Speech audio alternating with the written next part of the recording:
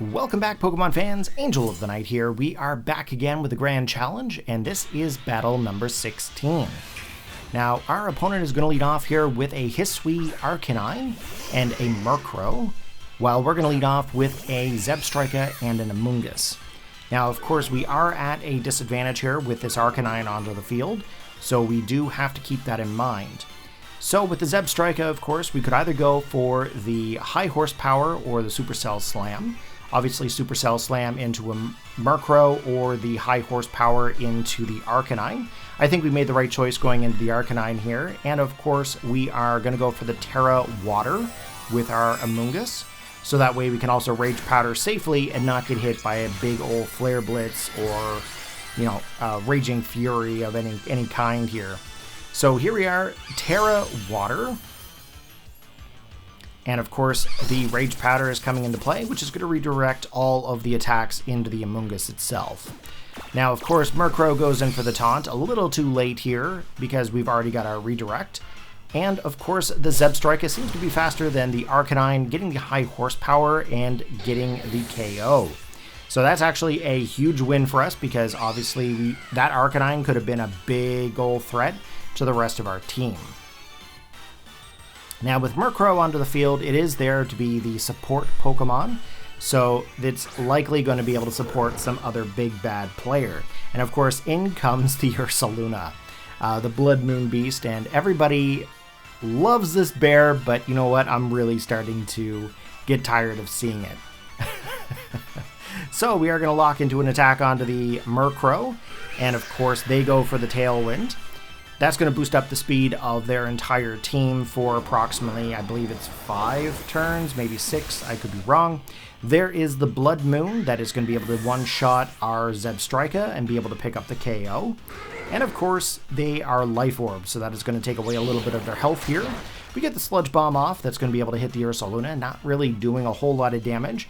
I actually would have thought that they would have terrestrialized, but they did not. They ended up staying with the ground and normal typing here, if I'm not mistaken. And of course, we are going to bring in our Maushold at this time. Now, of course, we are going to go in for the attack here, and also as well with the Sludge Bomb, we're going to go into the Murkrow. Now, I'm hoping that with the Maushold, we can maybe get like a Population Bomb off. They ended up having Vacuum Wave, which is something that you don't normally see on Ursaluna. They've also gone for the foul play here with the Murkrow, and they're actually able to pick up the KO onto our family of little mice. Unfortunately, we do get knocked out. We can't do any attacks here. We do get the Sludge Bomb, though, off onto the Murkrow, which is pretty awesome, and we also be able to pick up the Poison. So they're going to lose a little bit of health here every time the turn is over. So our last and final Pokemon that comes into play is going to be Tauros. Now, I'm hoping Tauros might be able to still outspeed Ursaluna even in the Tailwind. We get the Intimidate off, not really going to do anything here in this situation. We are going to go for the close combat into the Ursaluna, and of course, we are still taunted, so we're just going to go for the Sludge Bomb into the Murkrow. Now, it's very possible that Ursaluna is still going to be able to outspeed, but we won't know until the actual turn comes into play. Normally you see Ursaluna in like Trick Room teams. You don't normally see them in a team where Tailwind is a big thing. Foul play coming in, not very effective onto our Tauros. And of course there's the Earth Power. Unfortunately that does pick up the KO and Tauros goes down.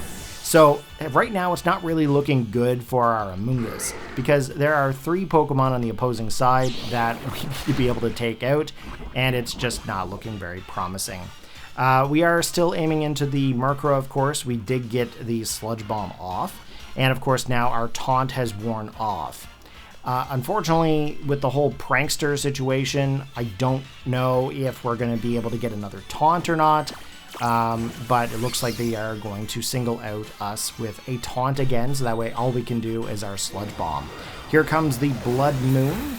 That actually takes us down to about 35 HP, and I think, if I'm not mistaken, it activates our Citrus Berry. That's going to regain our health back up, and luckily for us, we are still at 89 HP. Here comes the Sludge Bomb into the Ursaluna. We do get the attack off, not very effective. And of course the Murkrow dies from the poisoning.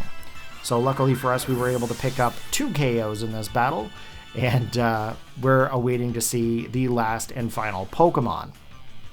Now the Tailwind does peter out, which means that Tailwind is no longer in effect. So Tyranitar comes in and sets up the Sandstorm, and that pretty much tells me that this game is going to be over. We are going to go in for the Sludge Bomb here. Obviously not very effective on either of those Pokemon, but that's pretty much the only move that we have. I might actually start running Tera Water and Terrestrializations for Tera Blast. I said that completely wrong. I apologize. But yeah, I'm thinking about putting Tera Blast onto Amoonguss, just that way I can maybe have like another attack onto this thing. The Ursaluna goes in for Tera Fairy. And I'm thinking to myself, why are you going in for Tera Fairy? But then I realized it's capable of its speeding. It ends up getting the attack off and being able to pick up the KO on the Amoonguss. So unfortunately for me, this is a loss, but you know what? It is not the last battle in our series. Be sure to stick around and catch another match. Take care, have a good one, and peace out.